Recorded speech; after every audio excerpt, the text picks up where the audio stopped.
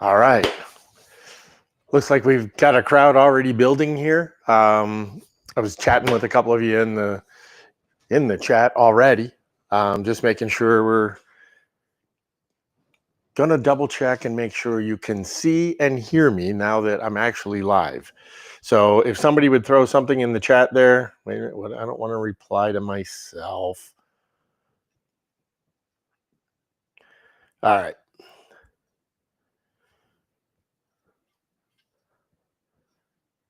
So clearly Cosman's here. Um, David's here. Boxcar Jimmy, awesome. Skip's here. Douglas is here. Bob and wow, John Big Daddy Ross. New one for me. Vincent's here. James is here. John's here. Awesome. We're getting along. Bob says he sees me. And David says check and check. I was going to say you can see me, but can you hear me? That's the important one. Charles is here now, so we can get started. Troy's here. Awesome. Great. Oh, no. What do you mean, how's the weather, Brian? Look out the window. So I did my best to avoid having a live audience tonight. So hopefully they're safely tucked into their Airbnb. So I have a class here this week, so we're sort of trying to avoid having them being here. All right. Good. Dave's here too. Awesome. All right. So welcome to No BS Woodworking Tuesday Tips. Tonight, as was already mentioned into the in the chat there, we're going to plunge right into routers. And specifically, we're going to plunge into plunge bases. And the idea is I wanted to do something, routers have been done to death by everybody and their mother. And to me, the one thing that I found from very early on was that having a fixed base router was really kind of limiting when you are doing a lot of different operations. They're not good for starting and stopping. They're not good for controlling the depth of cut. They usually have some kind of very awkward depth adjustments and those kind of things.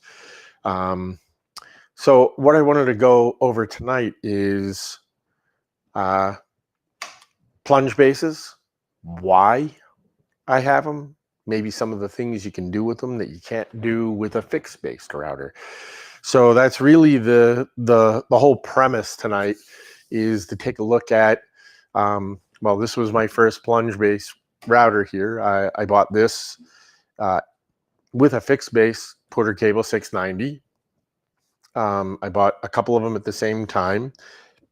I'm trying to think how long ago this was. It would have been, mid 80s maybe. So quite a long time ago now that I think about it. Didn't sound that bad when I said mid 80s, but seemed like it was a lot less time ago. And the idea was Porter Cable had just come out with this plunge base for the 690 at the time, and got to get all the cobwebs off of there before we get the close-up on it. And I thought, okay, I'm getting a couple of routers to get started here, so let's throw in a plunge base and see what I can do with it. And what I found out was I hardly ever use the fixed base routers unless I'm doing very specific single depth operations where I can set it and forget it. And as long as that depth of cut isn't too much to take in one pass, that works out well. Or if I'm working, obviously, on a router table or something like that, I mean, that's adjustable, right? It's basically just a plunge base upside down. So To me, the advantages of a plunge base are pretty evident. I can start and stop cuts. So if I want to make a dado or a rabbit in the edge of a board, and I don't want it to go the entire length of the board, instead of setting up something on the table saw with a stack dado or two cut method or something like that, if I want it to start and stop in a specific area, if I want to have a stepped rabbit or a stepped dado, something where it has multiple depths for some reason or another. Say I was, putting a shelf into a case side, and I wanted to have a tiny little rabbit that came out the front of the case, or a tiny little dado that came out the front of the case and step in deeper somewhere back farther in the case side, so that I get a little more purchase on that, all of that surface area, those kinds of things. Brian says we are knocking on the door. Let us in. No, not at all. Oh, awesome. Kevin's here. Doug's here. Bob's here. Good. And you'll see I've got two plunge routers and a plunge rotary tool. And I'm going to talk a little bit about it as we go through here. I'm going to switch cameras and come in closer on our regular plunge base here and do a little, if I can remember which one. There it is. All right. So the great thing about a plunge base is I can control that depth. And usually, and I'm going to zoom in a little so you guys can see a little more instead of all the tools that are on the bench. I'll just move this out of the way. Try and get in a little tighter on that base. So this is what I've gravitated to long term. This is the microfence plunge base for a trim router. So this is just a Bosch Colton here. It's the small quarter inch shank tool. And the great thing, like I said, if I'm going to try and do a start and stop cut in something, or I'm going to do a deep cut in something, most plunge routers have these turret systems that allow you to set a stop, bring it down at one depth, run the machine, raise it up to stop, then you'll rotate the turret to a deeper cut, run it, rotate again to my final depth of cut. Okay, so what that does is it allows me to make a deeper pass in successive cuts so that it's easier on the work, it's easier on the bit. I get a cleaner, smoother cut, whether it's with a straight bit like what I've got in here. I'll throw not sure the light helps. Yeah, you can see the bit a little better. It allows you to operate the tool more safely. You don't have to worry about it wanting to grab and jump around or run as much as if I was trying to do everything in one deep pass. If it was just a fixed base router, and I'll loosen this up, let's say I had the bit sticking out there, about 3/4 of an inch or so past that bottom, the base of my router. If it was a fixed base, I wouldn't keep having to fight it here. All right, lock it in place. So if this was fixed and I was trying to route a patch into my bench top, I'd literally have to sort of roll this thing over and then move it in order to make it cut, start, and stop. And then when I get to the other end, I'd have to shut the machine off or lift the router up and out. And, just the fact that I'm rolling it this way to start in means multiple things. This is spinning, and if it was a larger diameter than an 1/8 inch, it could grab and want to run in an opposite direction of something that I actually want to cut. It isn't going to cut. It isn't going to create a clean starting point because I'm rolling in, so it's cutting sort of at an angle coming down in there until I get down to the base. And at that point, I'm either climb cutting to get back to my starting point, or I'm possibly having something with a slight angle on the shoulder. And then I run, and if I'm going to tilt up and out, I have the same problem.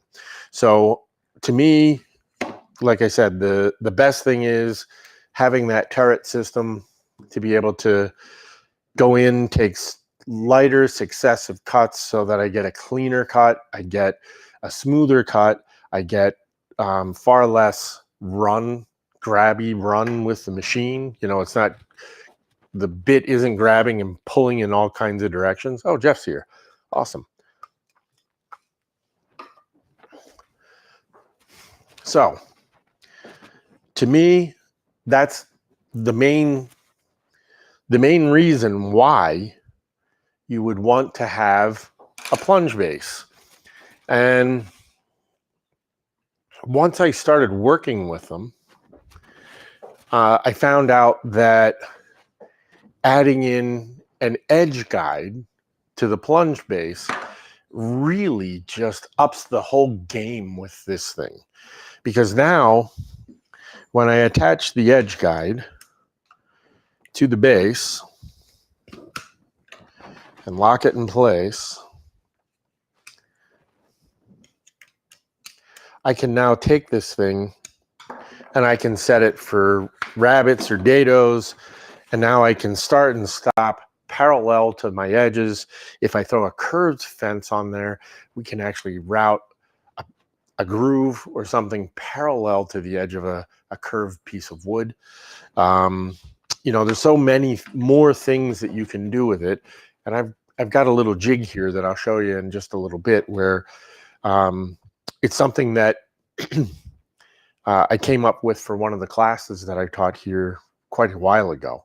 But the idea is I can create jigs and fixtures for this that allow me to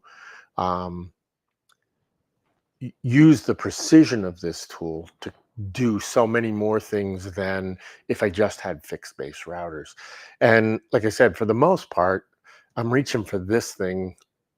You know, whenever I'm reaching for a router, 9 times out of 10, it's going to be the plunge base. Oh, Dexter's here. Awesome. We got quite a crowd going on. That's good.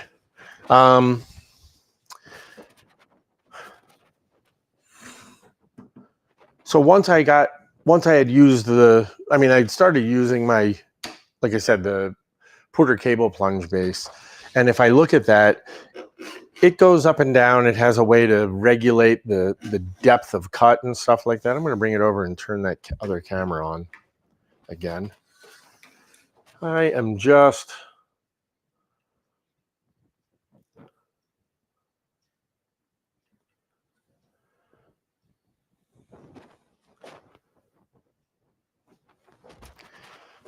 All right.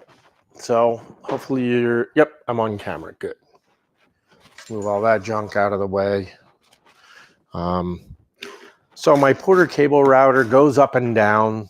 It has this funky lever lock on the back that nobody ever seems to quite get right when we use it in class. They tend to push it over. I'll show you this way. So the lever opens this way to unlock it, and it pulls up that way to lock into place. The minute I push it out to the outside again, the motor is floating free. Once again, we've got a stop that is adjustable, and then the turret that right now seems to be pretty much locked in place. Nope, it's just tightened up too much. So I can rotate it around, and I have a bunch of different stops on this one for depths of cut. To be honest with you, most plunge bases, the design really doesn't change a whole lot from this. One of the things that I always fought with this router, this plunge base, is the action just isn't very smooth, And that locking mechanism, well, it's two things, I guess, that I always fought with on this. The locking mechanism isn't really very intuitive. You would think, oh, if I push it out, if I'm running the thing, the natural motion would be to push it out this way to lock it in place.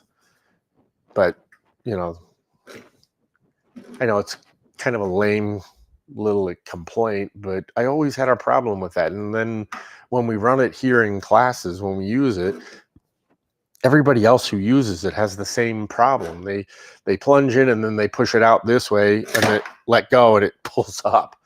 So, for me, I'm looking for that smooth action, an easy, intuitive way to lock the thing, which is what I really, honestly like the most about the micro fence.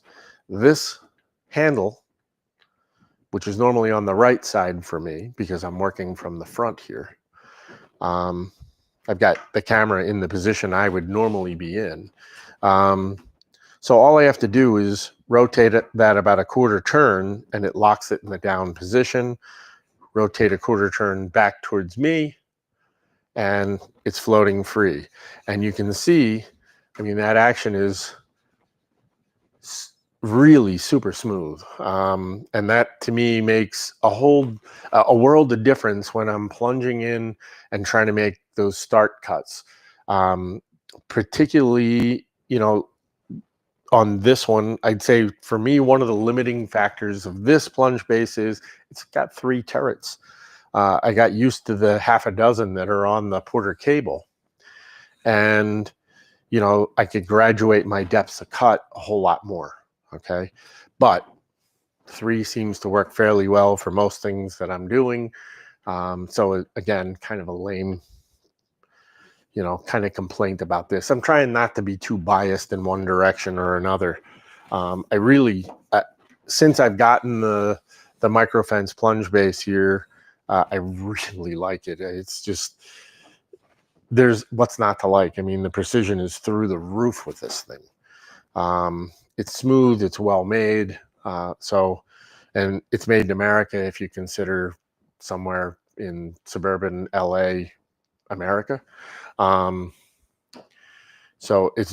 to me, it's definitely worth the price, because it just operates problem free. There have been times with the Porter cable one, and I have a couple of Bosch ones. I have the Bosch plunge base for the Colt, plus I have a couple of larger, like 2.25 horsepower or 2.5 horsepower full size routers, and I've got a couple of plunge bases for those, and the action just is not as smooth and precise as what's going on the micro fence. That said, it's a sizable investment for a plunge base for a single router.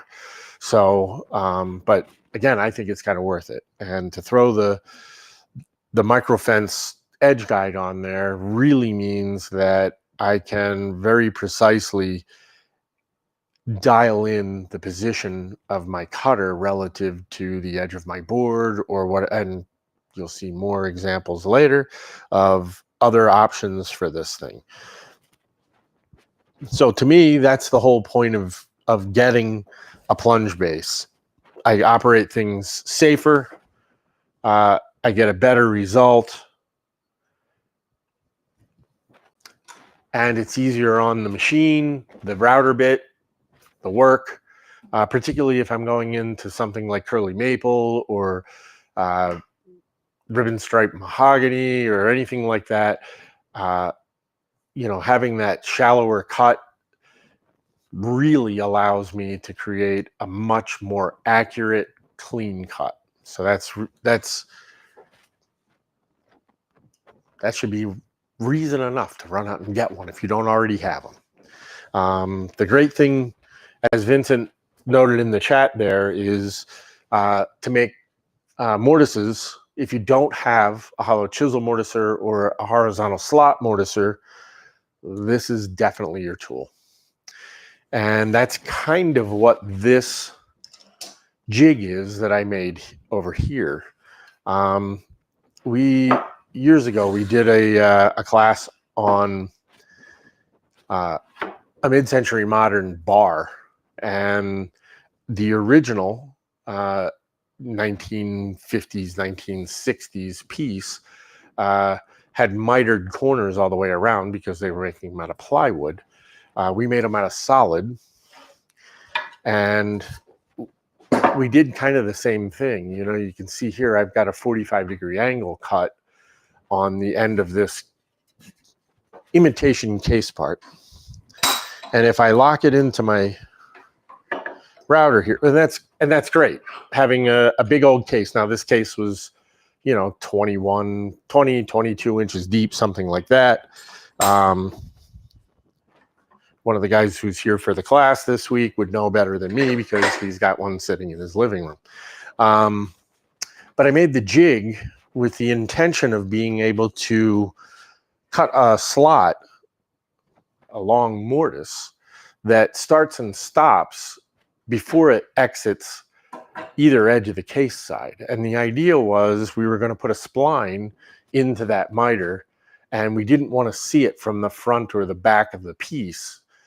We wanted to just have the strength of having that spline in there without having it be visible, right? So I made this little jig, and I will bring the camera over here once I get this thing set up. And the way this works is we need the clamps closer. But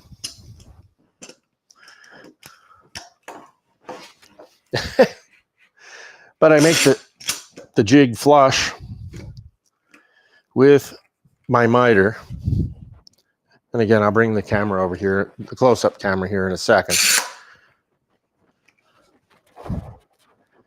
Let's get rid of the Porter cable while I get the camera. Yes, I'm going to bring the camera on camera once again. Breaking all the rules. That's what we do here. All right, let's see if I've actually got something besides the rest of the incredibly dirty shop in the shot here. All right, I can back up a tiny bit. No, back up. And now I can switch cameras, I think.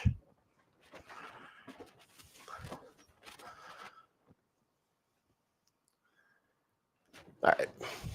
Yeah. Right. So what you can see, if we look closely there, I've got my case side mounted flush to this 45-degree angle that I cut here. And I put these strap pieces on, and it's holding an additional 45-degree block here.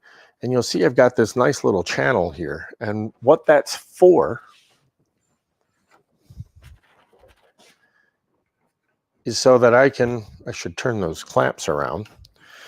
I can get my fence set up here. Let's turn those clamps around first so I'm not fighting the clamps. Yep, once again, live woodworking, not edited for your viewing pleasure, clearly. All right. So I'm still flush. I can take my edge guide, loosen it up. Come on. Bring my router bit down. I think I have the wrong fence in there, number one, because I'm not all the way down in my slot. It's all right. It's a demo. No real wood is being injured in the process here. So I'm going to dial it down. And what I'm going to do is I'm going to simulate making a cut. Yeah, you can't see squat that way. How about like that? And maybe a little light on the situation. It's a little better. Yeah. I tuck that up there. Now you can see where I'm going with that 1/8 inch bit. Yeah, somehow I put the wrong fence on here because I'm not all the way down. You can see I'm not touching, my base isn't touching my jig. So I've got either the fence upside down, which is what I think I do. So nope, that's not going to work. I must have a narrow fence somewhere that I made for this thing. Once again, live woodworking. And the idea is what I want to do, and I can plug this in and make a quick cut, even though it's not an actual functioning thing here. Let's make sure we're holding on to that router, plug it in. So now I'm going to set my depth to, there's my 0, bring it down. And I'm just going to, this is a 1/8 inch bit. So I'm going to go about 1/8 of an inch deep and we'll see what happens.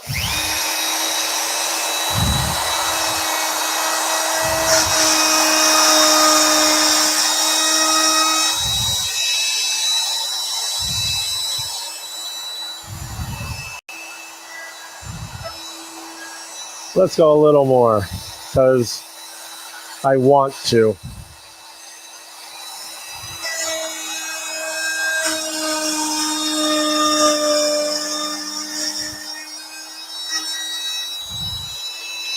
All right. I think you get the idea. I'm not trying to create a full spline slot here, just trying to give you the general concept of how this jig works. And this is just one of many jigs that I've made that function kind of in a very similar way. I mean, you can see I can create a very accurate slot in there. And let's say I make up my spline material now and it's too thick to go in here. I can clamp this right back into this jig, take that adjustment and dial it out just a tiny bit, and I can widen that slot half a thou or a thou at a time until that material just slips perfectly in there. And I don't know if I can get it on camera or not, but down this end, yeah, it's nice and blurry. So yeah, that's perfect. Okay. I stopped short on this end for a very specific reason. That's what I was talking about before when I said, hey, you know, if you wanted to run a 2-step dado, this is the perfect example of that. This last little bit here is a much shallower part than the rest of this. Okay, so that's what I'm talking about. You have that option, whereas if and you know, on the case sides, these straps not only functioned to hold these two parts together, and this block, you know, this plywood piece and this 45 block down below are perfectly in plane. They're not, you know, it's in a straight line, and it's actually, if I grab my ruler instead, hey, it's been a long day, folks. I've had Brian Monks in here all day, right? So you can see it's a nice straight line. And had I had the shorter fence on there, I thought I had the shortest fence I have. Obviously, I have one somewhere else that's even shorter. I'd have been able to get the base right down on this surface and run it. So I've got a ton of control. I've got a ton of flat space to work with. And that gives me that. Why is it that I'm going the wrong way every time tonight with the camera? It's Monks' fault.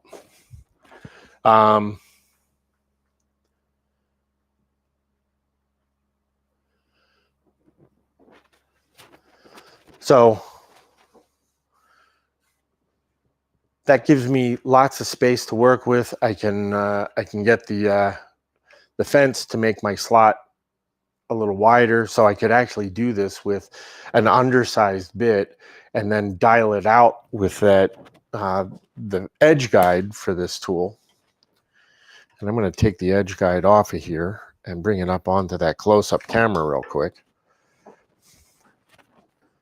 So if you look, when this is mounted into the base, and this mounts into a lot of different routers, it's not just made for their plunge base. You can use this on fixed base routers and other plunge bases.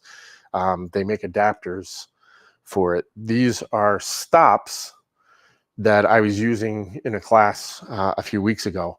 I had 4 of them on here. I had 2 up front. They were farther back because we were doing a 2-step route with 2 parallel dados. So if I were to move these back, bring it up forward, that's the shallowest cut. And then there were 2 at the back here. So I could very rapidly bounce between 2, pardon me, 2 very specific placements for dados.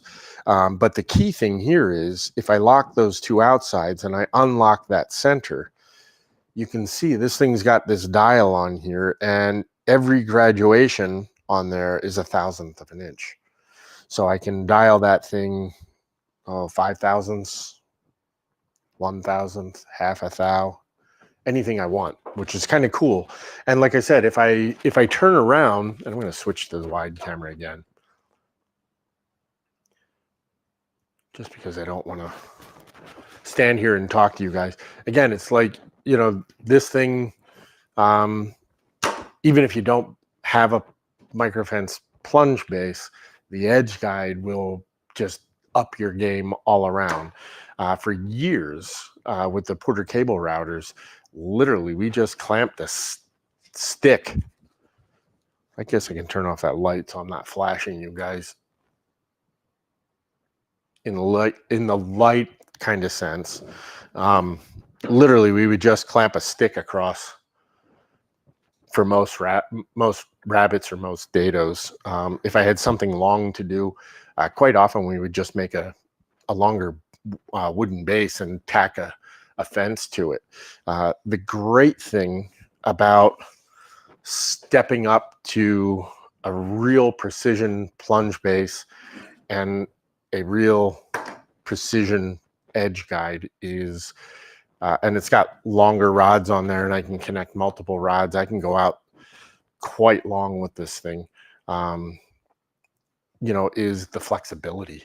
It's so much faster than a lot of the ways that we would, you know, for years when I had guys working in the shop and we were building furniture for clients, we would just make up, you know, you'd spend 20 minutes making up a new base that was however long, and you know, to route circles or ellipses or anything like that. You know, we would set it up on that Porter cable plunge base and attach it to the new base, put on a fence, set a center point, do, you know, put the trammel points so that, you know, it would follow in the elliptical jig, those kinds of things. And at that point, you know, we're still getting the benefit of the plunge base because we're being able to make those cuts more accurately and in shallower depths of cut. So we're not really taxing the machine or the wood or the bit, those kinds of things. And but there was always, sometimes it was quite long, the process of creating whatever auxiliary base would go on there. So, I mean, sometimes it was half an hour, sometimes it was an hour and a half. Whereas buying a pre-made system like that is adaptable and adjustable and expandable really gets me to the point where I can set these things up really fast and get them working. And I'm not fiddling around going, oh, you know, well, I'm going to use this again because I wanted to do something with the circle guide on my Plunge rotary tool. So I used this one for quite a while and liked it so much that I talked to Rich at Microfence, and I said, I'm doing a bunch of line and bury inlay. And while I'm talking, I'm going to switch out that fence. How does this circle guide thing work? And he said, oh, if you're going to do that, you probably want to go to a rotary tool, because you can get those really tiny bits that will match your stringing. And that would be ultimately the best tool for you to have, because if you're going to do a lot of this, then this is going to give you the precision that you want in a much smaller format, so that you're not trying to heft around a multi-pound router with a 1/32 inch or a 1 millimeter bit in there. So what they make is this really cool, yeah, I can put it on the other camera too. Yeah, Bob's talking about the micro fence. I'm gonna come back, as I usually do, to the. So this piece mounts.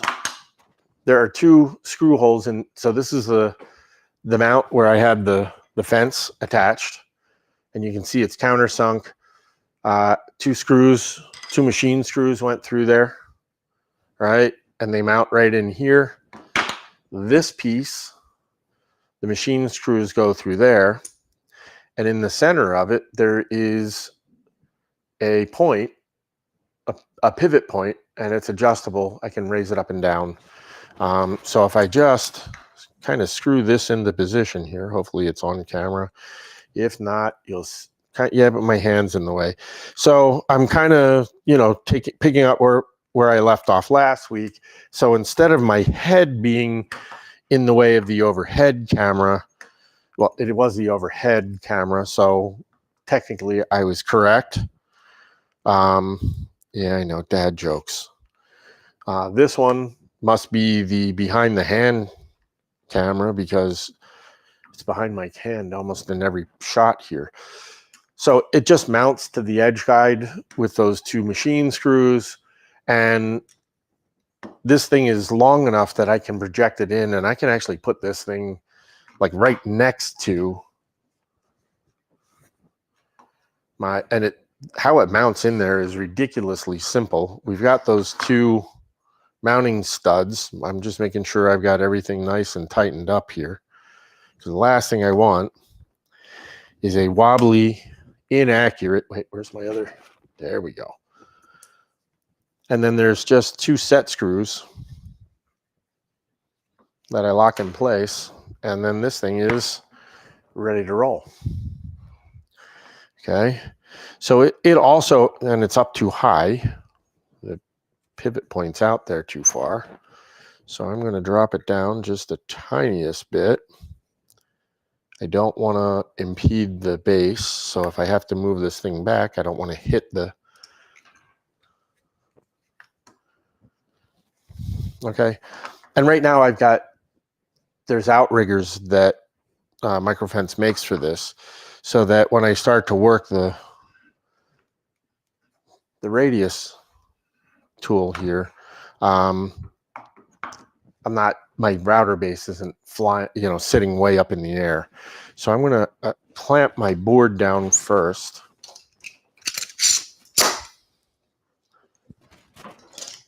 And we're just going to pick a random spot here. Grab another ruler, because I can, maybe. I think all of my rulers are out and about.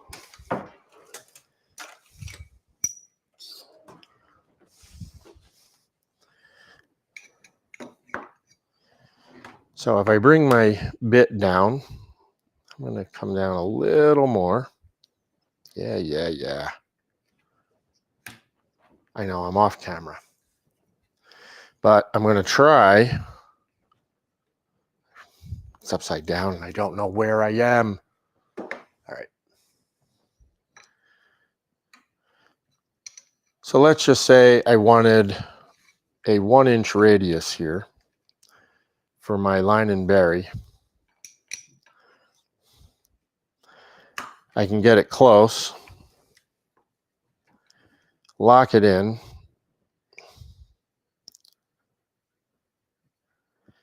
And then measure right up against my bit and my pivot point, and then lock that top lock down. And now I don't have the light ring on this one. Well, yes, I do. No, I don't. I just have the points. So what I need to do is come down a little more to set my depth of cut.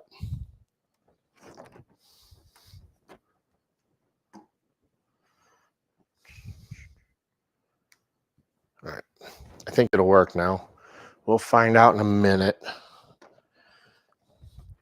So if I turn this on,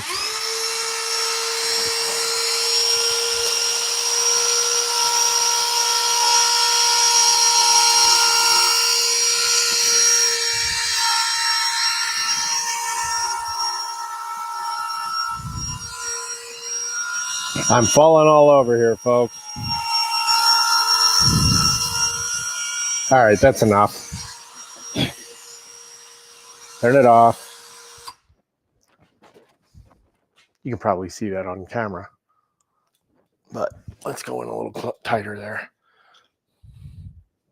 It's kind of hard to do that when you're not actually in the right position.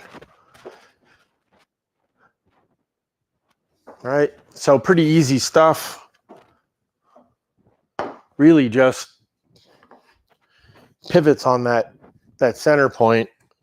These things sort of glide along the surface to stop you from rocking over. It allows you to control that depth of cut and make it fairly accurate when I go around there.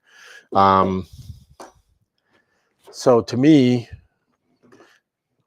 it was definitely worth, having already had the edge guide, to be able to add that circle guide to it was a really amazing little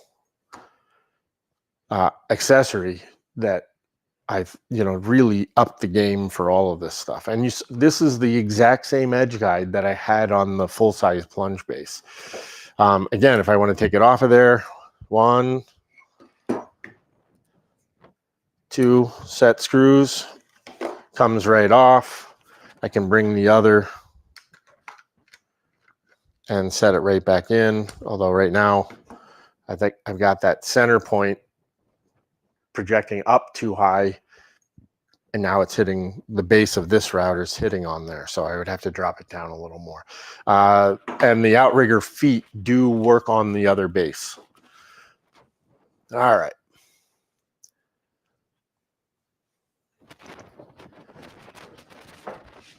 Wow.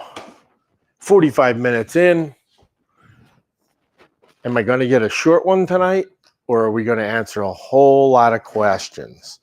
So I told you I had that, you saw the jig that I used to run the slot. Let's get rid of the camera. Just kind of be semi-professional here. Not very, but a little. So the jig that I used to route the slot for the spline in my 45 is a pretty easy jig to make. It's also something that you would probably get a lot of use out of if you make a lot of boxes. I taught a tall case clock class up at the Connecticut Valley School of Woodworking a few years back, and the case itself had chamfered corners. So the corner of the middle of the case had a 45-degree angle that started at one point on the middle of the mid case, and went up to another stopping point. And then into that 45-degree angle, there were 3 flutes. So very rapidly, I cobbled together, and they were 3 feet long or 39 inches or something like that. So I cobbled together a very similar kind of a jig, where we had just a board with a 45-degree angle cut on it and a dado for the fence on the edge guide, and that clamped down flush with the 45-degree angle of the clock, so none of this other stuff was there. And at that point, I could very accurately, I could put the fluting bit into my router, plunge in, start, run down, and stop. And that's where also having those stop collars allowed me to get the inside. It had 3 flutes. So all I had to do was set up the stop collars, route the closest one, then the farthest one from the jig, then find the center of those 2 flutes, and then readjust the fence until the bit fell right onto that center point, kept my plunge, my turret set to the right depth, and I had 3 perfectly spaced flutes in a 45-degree chamfer that was maybe 1.5 inches wide, and it was a ridiculously easy jig to make. Not difficult at all. So going back to, I know I'm talking in circles once again, very long day. Going back to this bit was, I believe, a 1/32 bit. Nope, this is a 1 millimeter. Something else. Yeah. Let's get that up a little higher. Right there. All right. And I'm going to switch cameras. Uh-oh. All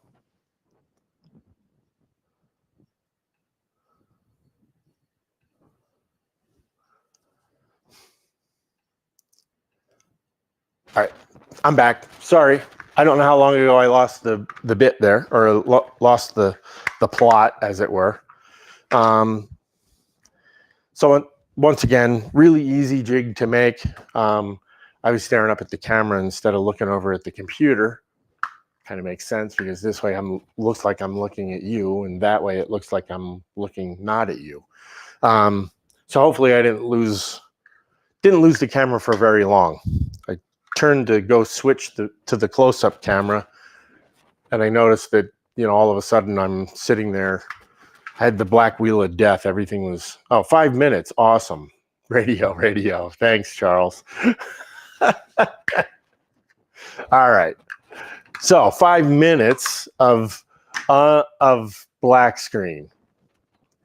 Once again, and I was talking about how great it was to be semi-professional tonight. And the idea there was, if I go back to that jig so it would have only been this top section. I didn't have these 2, well, I had 2 stops attached to it, but I didn't have this second piece, because all I was doing was clamping it right to the face frame of the clock, or the case side. The chamfer was about 1.5 inches maybe, and we ran 3 1/4-inch flutes, and started and stopped them at very specific places architecturally on the clock. So the idea was the fence fit into the groove. I had the bronze stops on the rods, so that I could do the flute that was closest to the jig and the one that was farthest away, measure between the 2 flutes, find the center, align my bit up with that center point, run the last flute. Made it stupid easy. Far easier than realizing that I was on a black screen for 5 minutes. Awesome. So hopefully I covered all of that. Let's switch over to that close-up camera real quick. Wait, I no longer have the audio? Kevin's saying?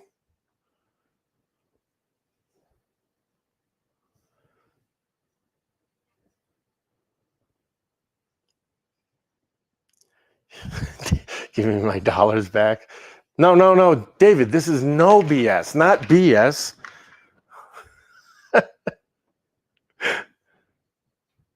Awesome. Well, I'm glad it worked. Well, at least we're all having fun. Hopefully you're all still there. All right, if I switch. So I started talking about this piece of this channel that I was creating with the bit on my Plunge rotary tool. This is a 1mm bit. I have a whole pack full. I bought these from inlaybandings.com, Matt Verjanik, and they come in all different sizes. So like down this end, I've got 1/32 inch bits on up to, I think it's like 3/32 up here, 16th. And then the purple ones are 1mm. So, and you can buy lots of different bits. These are carbide spiral upcut bits. So you can buy them from Inlay Bandings. You can also buy much cheaper versions through Amazon or something like that, but they're made in that, they're those special ones made in China. So I can't guarantee the quality of the router bits, but since you're going to pay like $1 a piece for them, you know, you can go through 10 of those before you go through one of these.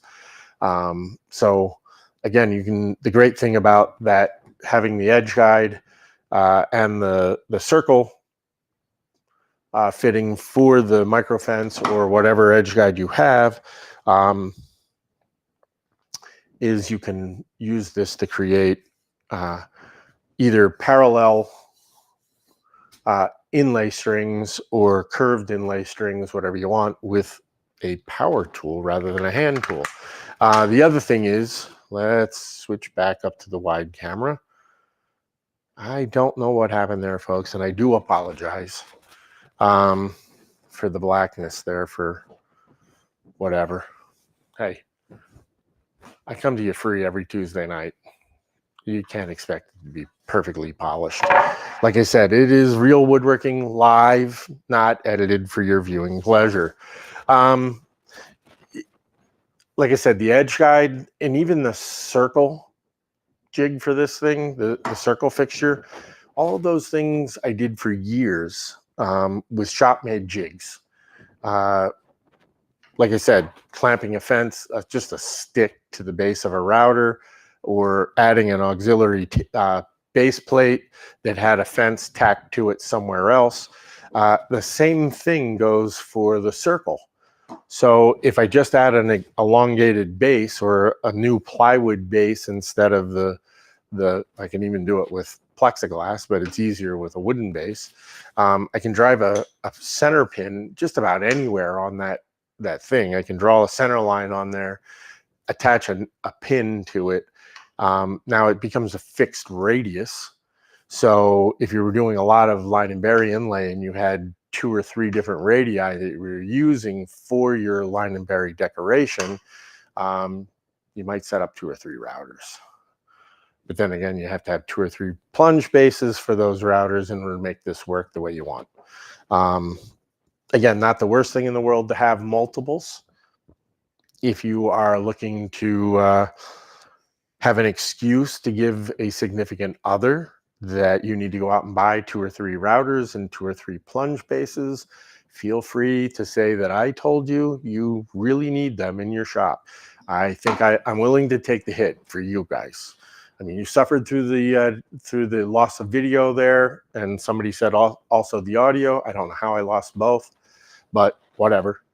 Let's see what kind of questions you've got so that I'm not just sitting here rambling forever. So if I go back, yeah, Mr. Ross, I remember you. I got that. Yep, I knew exactly who you were once I read it. So Vincent said, Vincent Greco, you might want to hang the fence on the other side of the jig. Maybe. All right. Plunge base came in handy to make the mortise and tenon joints. Yep. Actually, if you guys look at my Instagram, somewhere back there, a long time ago, I had made a wedding arch for my daughter, and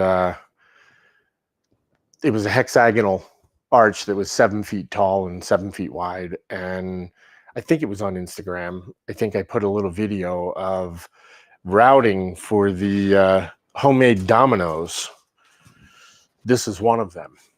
Okay. They're not tiny, they're, 3.5 inches long and 2.5, 3 inches wide and about a half an inch thick.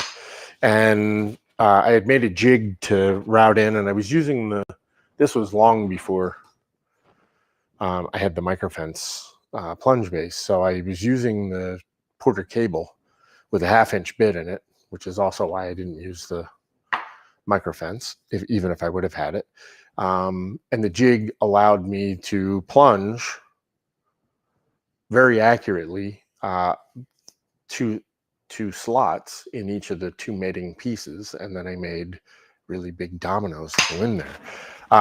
Otherwise known as loose tenon joinery, which has been around a lot longer than the Festool domino.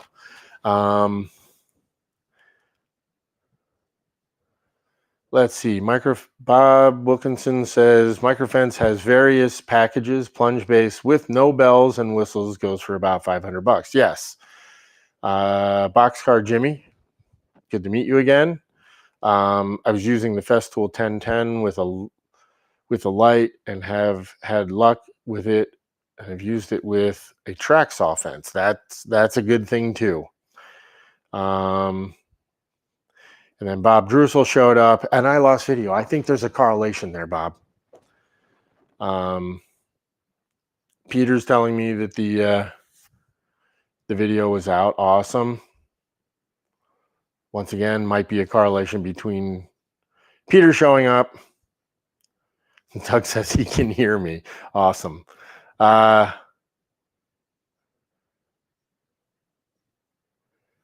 Cosmin. Yes, you're right. If you look at printed circuit board bits on Amazon, that's what you'll find. So yes, you can find those. Those are pretty easy. I'm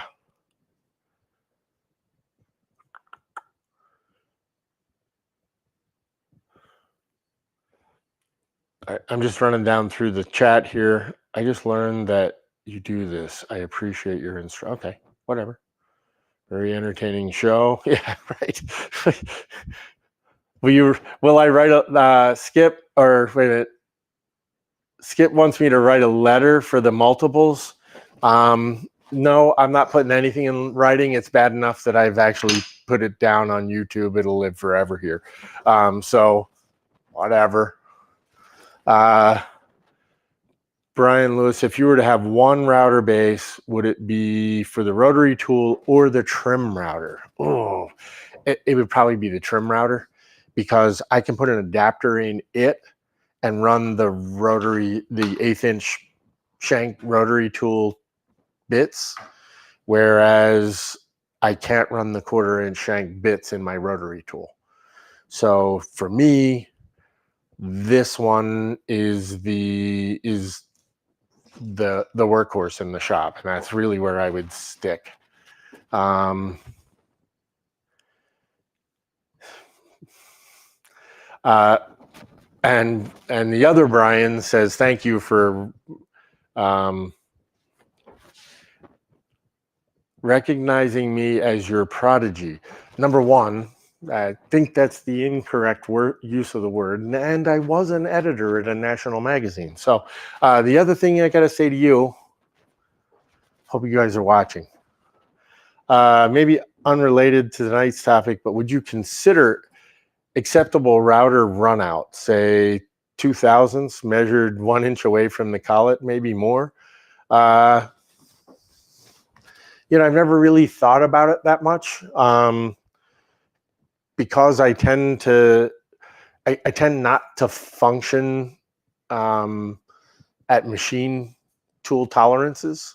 To me, this makes up for all of my inaccuracy.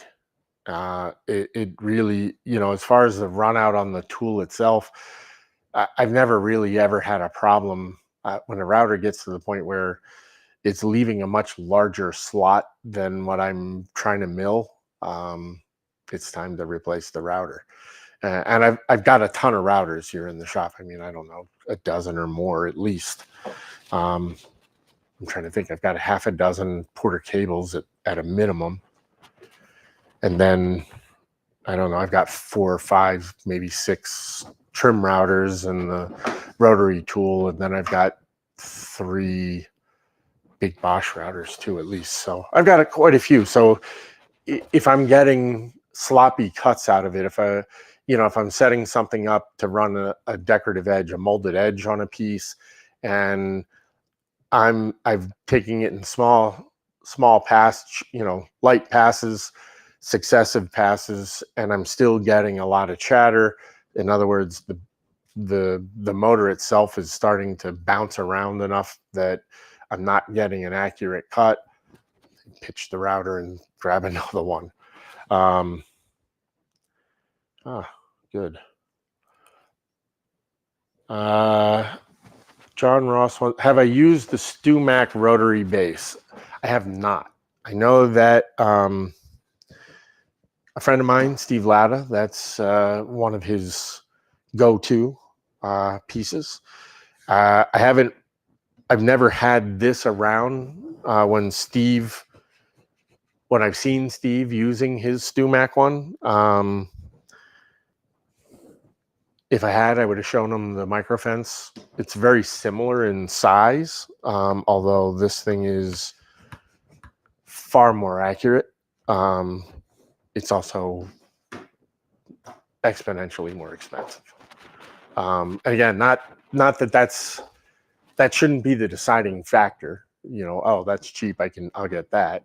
The people that I've seen that have had it have always kind of struggled a little bit with trying to get the thing to plunge right and be accurate. But compared to this thing it's built like a tank.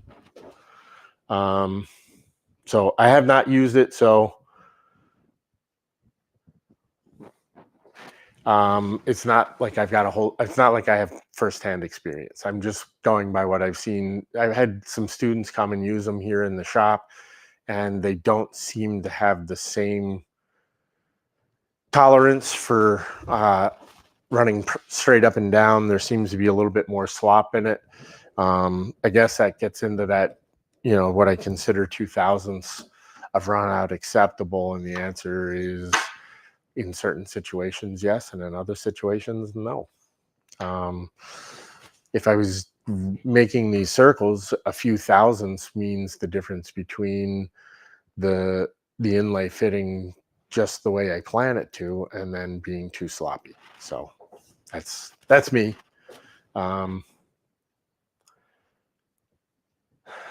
Dave Redlin wants to know, with such a small bit, any worries about grain direction?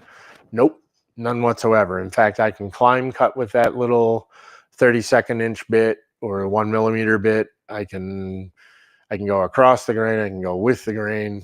I can go against the grain. It really doesn't matter. They're number one, they're spiral, so they don't tend to grab very much. Not like a straight bit, although in the past, long before I knew that the spiral carbide bits were available, I did use straight bits for a long time. And even they're so small that the amount of resistance you get, you'll snap the bit. You can push hard enough that you can snap it before you'll get it to run and grab and go, start throwing the router. Not happening. Yeah, John, the microfence is definitely more accurate. All right. No more questions, because I've hit the hour mark, and I'm, clearly I was 40 minutes past the point where I should have just shut this off. Because I went dark about that point, I guess. So, again, not an exhaustive look at plunge routers and what you can do with them, but certainly, for me, the increase in accuracy, the increase in the ability to control the cut and get a clean, accurate cut out of it versus using a fixed base makes them worth having. So if you've got a plunge base, get in your shop and tinker around with it and see how well you can adapt it to your work. I guarantee you, once you start, you're going to get addicted, and your fixed base will kind of sit on a shelf somewhere. So if there are no other questions, I'm going to call it a night. So before I go, make sure that if you're watching this post live, which most people will want to do because you can skip over that 5 minutes, make sure you ring that notification bell and subscribe, because you don't want to miss a minute of this. Next week, how about if I play around with some more? I'm going to play around next week with this rotary tool, and I'm going to do some line and bury inlay, and we're just going to goof around with it. And then what I'm going to do is I'm also going to pull in the shaper origin, and we'll see what the differences are. And maybe, just maybe, I'll break out some hand tools so that we can sort of compare and contrast using the traditional method, the mid-century method, and then the modern method. So thanks for coming. Thanks for sticking it out through all of this. Hope I'll see you next week. Have a good week.